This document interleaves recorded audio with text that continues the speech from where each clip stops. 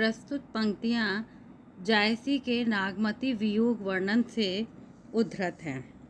सूफी कवि मलिक मोहम्मद जायसी ने इन पंक्तियों में रानी नागमती की विरह वेदना का चित्रण 12 मासे के माध्यम से किया है। चैत्र के महीने में वह विरहिणी कैसा अनुभव कर रही है, इसका वर्णन इस छंद में किया गया है, जो कि इस प्रकार है। चैत बसंता होई धमारी, मोहि लेखे संसार उजारी। पंचम बिरह पंचसर मारे, रकत रोई सगरोवन ढारे। बूढ़ी उठे सब तरिवर पाता, भीजी मजीठ टेसु बन राता। बौरे आम फरे अब लागे, अबहु आउघर कंत सभागे। सहज भाव फूली बनस्पति, मधुकर घूमई संवरी मालती। मोगह फूल भये सब कांटे, दृष्टि परत जस लागही चाटे। फरी जोबन भय नारंग शाखा, सुआ विरह अब जाई न राखा। गिरनि परेवा होई पियु, आऊ बेग पर टूट। नारी पराए हाथ है, तोहि बिन पाव न छूटे। प्रस्तुत अवतरण में कठिन शब्दों के अर्थ मैं आपको व्याख्या के साथ साथ बताती रहूंगी। चैत बसंता होई धमारे। सूफी कवि जायसी कहते हैं, चैत का महीना आ गया है, यानी नागमती अत्यधिक दुखी है और वो कह रही है कि उसका प्रियतम परदेश में है कि चैत का महीना आ गया है और इस महीने में बसंता होई धमारी, चारों ओर वसंत की धमा चौकड़ी मची हुई है और धमार राग गाए जा रहे हैं, अर्थात गायन वादन भी चल रहा है।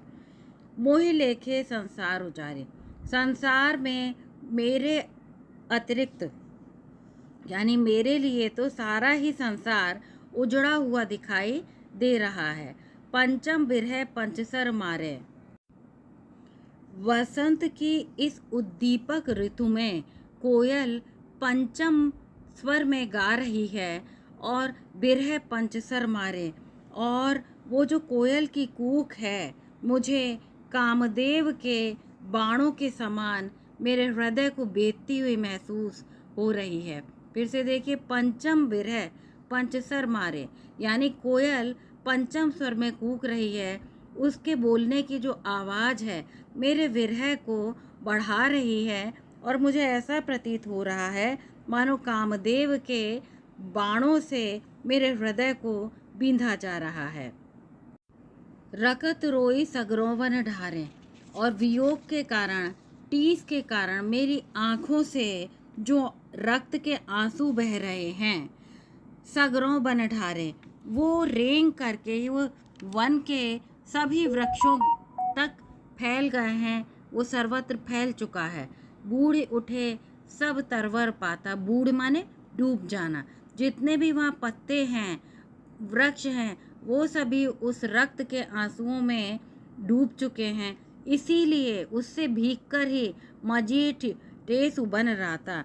ऐसा प्रतीत होता है कि वे जो पत्ते मंजीष्ठ और टेसु के फूल लाल भी इसी कारण दिखाई दे रहे हैं, क्योंकि मेरे रक्त के आंसुओं से ये सब भीग गए हैं। हे प्रियतम, बौरे आम, जिन आम के वृक्षों में बौर आ गए थे, फरे अब लागे, वे सब फलने लगे हैं, वे सब फलों से लद गए हैं। हे मेरे प्रियतम, अब तो घर लौट आओ, अबहु आऊँ घर कंत सभागे। हे प्रियतम, मैं बहुत भाग्यशाली अपने को मानूंगी। हे प्रियतम, आप अब मेरे लिए लौट आओ। सहस भाव फूली बनस्पति, मधुकर घूमई सवरी मालती। इस समय सहस्त्रों तरफ जहाँ तक दृष्टि जा रही है, सहस्त्रों भाव में वनस्पतियाँ पुष्पित और पल्लवित हो गई हैं, अर्थात चारों ओर जहाँ तक दृष्टि जा रही हैं, सैकड़ों वनस्पतियाँ वो फल और फूल रही हैं। मधुकर घूमई सवरी मालती, और जो मालती की बेलें हैं उनको मधुकर भ्रमर अपनी मालती की लता का स्मरण करके उसके चारों ओर मंडराने लगे हैं, अर्थात मालती, भ्रमर को अपनी मालती की याद आ गई है। लेकिन हे प्रियतम, ऐसा प्रतीत हो रहा है कि आपको अपनी मालती की याद मेरी याद अभी तक नहीं आई है। मोके फूल भये सब काटे, दृष्टि परत जस लागहि चाटे।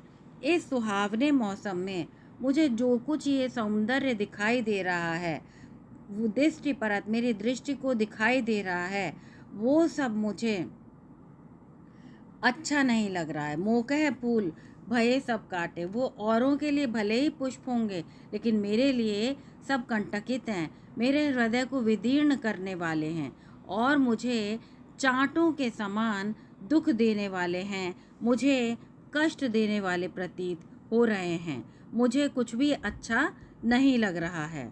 यहाँ पर जो दृष्टि परत जस लागहि चाटे, चाटे का अर्थ यहाँ पर अपने को कष्ट से प्रतीत हो रहा है कि उस नायिका को अत्यधिक चोट पहुंच रही है, कष्ट हो रहा है।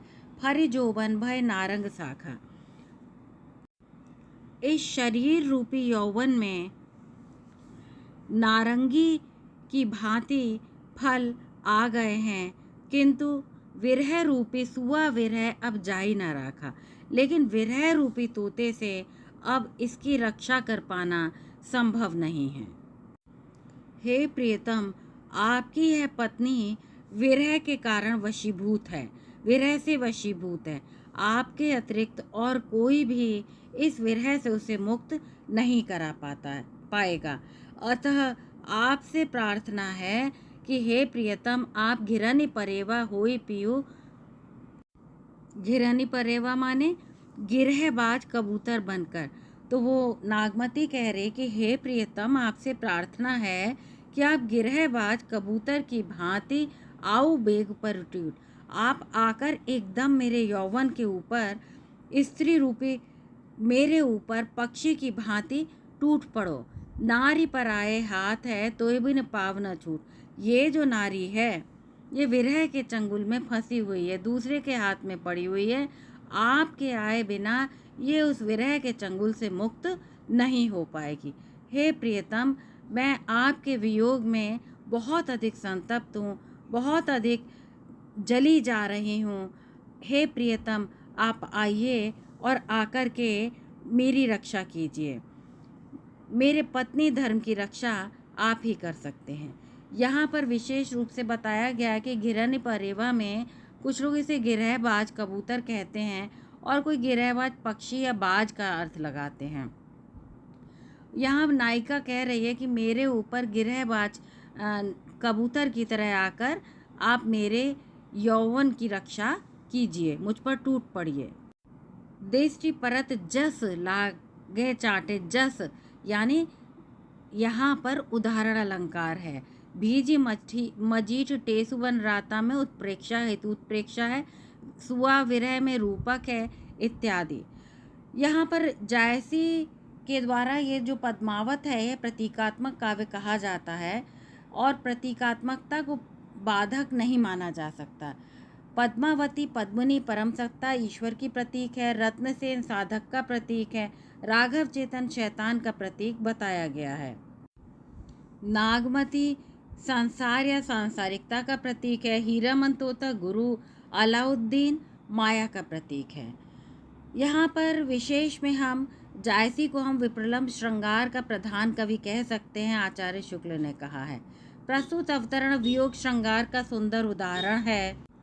ध्यान देने योग्य बात यह है कि जहाँ किसी भी प्रकार का श्रृंगार वर्णन होगा, संयोग या वियोग, वहाँ माधुर्य गुण अवश्य होगा। और हम कहीं मुहावरे और लोकोक्ति का प्रयोग देखते हैं तो वहाँ पर लक्षणा शब्द शक्ति अवश्य होती है।